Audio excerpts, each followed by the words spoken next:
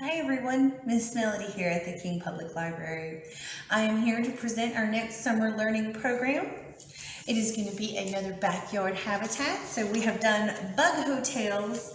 Now we will be doing bird feeders. So if you've come by and picked up your summer learning packet, you have all the materials needed and the instructions for it. It just says materials and preparation for bird feeders. So it says 10 cans, and what I have gotten is a 10 coffee can that has a plastic lid, just like that. Also, you will need some bird seed because you got to put something inside of it. You will need some scissors for cutting. You will need a nice long piece of twine to hang our bird feeder from. You will need paint if you would like to customize and paint your can. I've chosen pink. It's my favorite color. You can use any kind of paint as long as you put a clear coat over top of it. But I've chosen an indoor-outdoor paint, so I don't need to do that, but I still can if I want to. This is where parents are going to help you, is you're going to take your can outside and you're going to spray paint it. So get mom or dad to come outside and help you and show you where to do it so you don't mess up any concrete or get paint on somebody's car like my son did. So we are going to start making our bird feeder. Real quick, what I've got here is Gorilla Glue. I would suggest a glue like this or a hot glue gun. I wouldn't just use ordinary school glue. I don't think it will hold very well or for very long. And you want your bird feeder to be around for a while. So use a good glue. And what we're going to do is to prep our can, we have cut the bottom out of it so that you can see all the way through it. And then this is very neat right here because this is going to create our sides. So what we're going to do is we're going to cut right to the middle and cut right to the middle, just like that right there. One side will go there and one side will go there so that the bird seed won't come out. So now what you're going to do is you're going to paint your can and you're going to glue these on, but first we're going to paint it. So can, paint, outside, have some fun. Back in a second with a pink can. All right, everybody. I have painted my can and I have let it dry. Make sure to let it dry really good because you don't want it to be sticky at all. So it looks really great. I also went ahead and took the time to paint the lid of it pink. So it looks all nice and neat and pretty. I used this box when I was outside so that I didn't get any paint on the grass or on the sidewalk or anything. That'd be a good idea for y'all to do too. That way you don't mess up the grass. And take this time right now while you're painting it to make it unique. You can put flowers or shapes or even your name across it or your family name. Like I would write Johnson because that's our family name. So take your time. Make it as pretty as you would like because this is something that'll be hanging out in your garden for everybody to see. So make it pretty. And once you've painted it and everything's dry, you take your clear coat and just spray on it really good and let that dry. And once that's dry, you'll have this right here. Alrighty. Our next step is to glue the lid to the bird feeder itself. So we're going to glue it like that. So what I'm going to do here is I have my Gorilla Glue. And like I said, you can use whatever kind of glue. I wouldn't recommend school glue.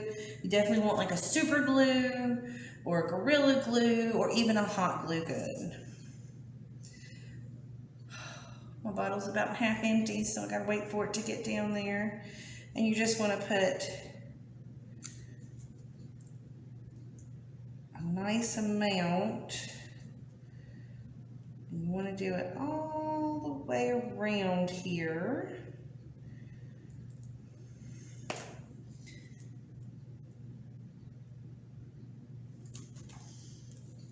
All right, just like that. See, I've taken my glue and I'm taking it all the way around the edge here, just like that. And if your glue's not coming out, I suggest getting a toothpick or a paper clip and just kind of getting it down in there, because sometimes it'll get dried up and it's hard for it to come out. Okay, I think I finally got mine to come out.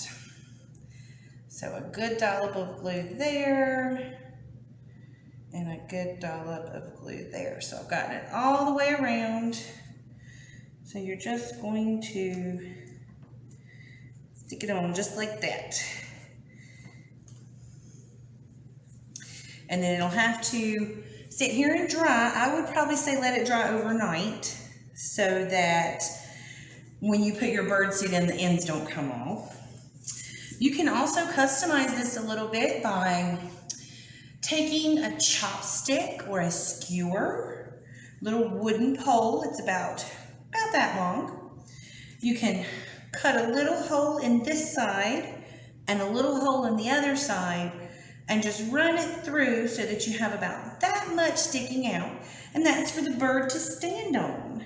You absolutely don't have to have this if you don't want to. They can always stand on the edge here and put their head in. But it's just something to make it a little bit more unique and more functional for the bird. And you always want functionality when you are dealing with animals. All right, so you need to make sure to line this side up with the other side. So you have something that kind of looks like that right there. See how both sides is on? So what you're going to do now is you're going to let this dry for, I would say, like I said, overnight or as long as you possibly can. Because while Gorilla Glue is good, it does need to dry. So that's what we're going to do. We're going to let ours dry and then we'll come back and I will show you the finished product. All right, guys, we're so close to having a finished bird feeder. So your next step is get your long piece of twine. You are going to run it through just like that right there. And this is so you can hang your bird feeder from a tree or a pole or a hook. I have a shepherd's hook at the house that has one on it. And then your last step is to pour your bird seed in. So you put your bird seed in there and then you get to take it outside and hang it in a tree and watch all the birds come and get their seed. You'll have a flock in no time. So I hope you have enjoyed this video, you guys. Don't forget, come get your summer learning pack. That way you can do all the activities and crafts that I am doing too. I want you to come and get your reading log so you can participate and earn prizes. I know you guys love prizes just as much as I do. And we have some really cool ones this year. So come on by, get your summer learning packs and your summer learning kits, and it'll have everything you need minus the coffee can to do this craft and all the other crafts we're going to have this summer. So our next craft after this one, next week, is going to be blobfish slime. Oh, it's my favorite. I love playing in slime. I love making slime. I love everything about slime. So I hope you'll tune in next week and watch me make blobfish slime. I hope everybody is having a great day and a wonderful summer. I'll see you guys next time. Bye.